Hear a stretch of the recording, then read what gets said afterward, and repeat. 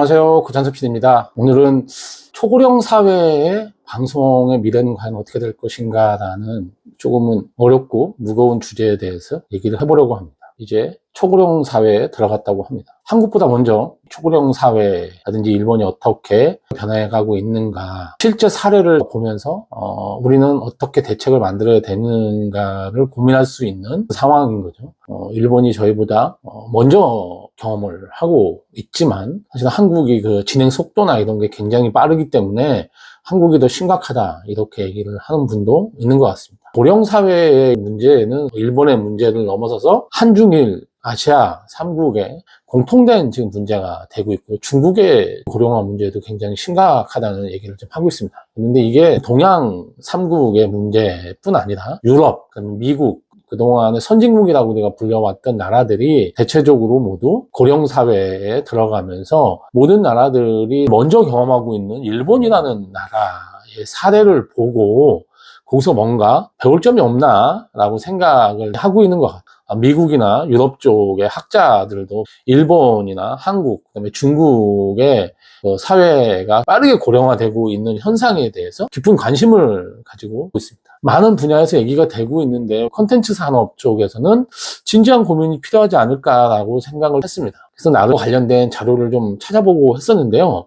자료가 생각보다 별로 없더라고요. 이미 한국의 TV 분야는 고령화 사회에 진입한 지가 꽤 됐기 때문에 상당히 많은 변화를 겪어왔습니다. 벌써 몇 년 전서부터 TV 시청자의 평균 연령이 60대다. TV 컨텐츠, 그러니까 제작하는 PD들이 40대, 50대 이상의 시청자들을 타겟으로 잡고 만들어야 된다는 얘기가 공공연하게 이미 공식처럼 얘기가 되고 있고요. 트로트 관련된 오디션 프로그램이 크게 히트를 하면서 스타가 된 분들이 방송 프로그램에 출연하면 시청률이 굉장히 잘 나오는 그런 현상이 몇 년 전부터 지금 나타나고 있죠. 한국의 TV 방송도 이미 초고령 사회에 나타날 수 있는 모습들이 나타나고 있습니다.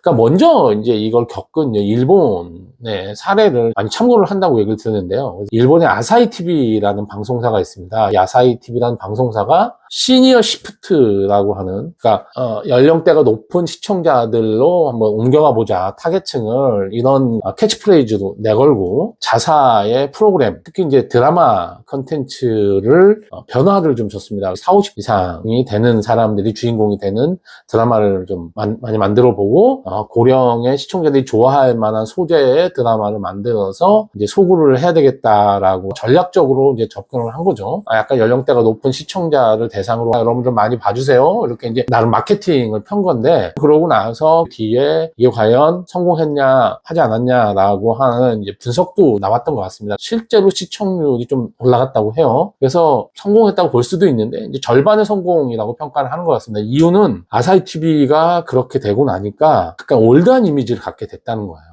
저거는 시니어 시청자들이 보는 채널이다. 시니어 시프트라는 아사히 TV의 정책, 사실 이거는 지금 방송 쪽에 있는 사람들, 그 방송을 넘어서 모든 컨텐츠를 만들고 있는 초고령 사회, 그러니까 고령 사회에서 컨텐츠를 만들고 있는 제작자들, 창작자들의 대부분의 공통된 고민이 아닌가 싶습니다. 뭐 특정 타겟을 가지고 컨텐츠를 만든다 그러면 관계없겠지만, TV라든지 대중매체에서 컨텐츠를 만드는 창작자들 입장에서는 많은 사람들이 보게 컨텐츠를 만들어야 되는 게 중요한 부분이 될 수밖에 없기 때문에 아무래도 시니어 시청자들이 많아지면 거기에 맞춰서 컨텐츠를 만들 수밖에 없는 거죠. 그런데 그렇게 만들면 그 채널의 이미지가 올드해진다는 거죠. 저기는 50대 이상의 시청자들이 보는 컨텐츠를 만드는 거야.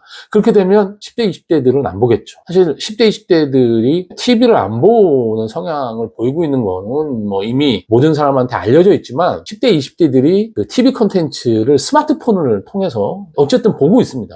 TV 컨텐츠 중에 성공한 컨텐츠, 사람들한테 입소문이 나면 재밌대, 뭐 시청률이 잘 나왔대, 그러면 스마트폰으로 이제 짧게 영상을 본다는 거죠. 그런데 젊은 사람들이 그마저도 올드하다고 생각해서 보지 않을 수 있기 때문에 여전히 젊다고 하는 감각을 TV 채널, TV 컨텐츠가 유지할 필요가 있거든요. 올드해졌다는 이미지를 갖는 거는 좋은 일은 아니에요. 사람들한테 올드한 컨텐츠다, 올드한 채널이다라는 이미지를 주는 순간 이 생명력이 짧아질 수밖에 없거든요. 대중매체에서 컨텐츠를 만드는 사람들 겪는 딜레마라고 하겠습니다.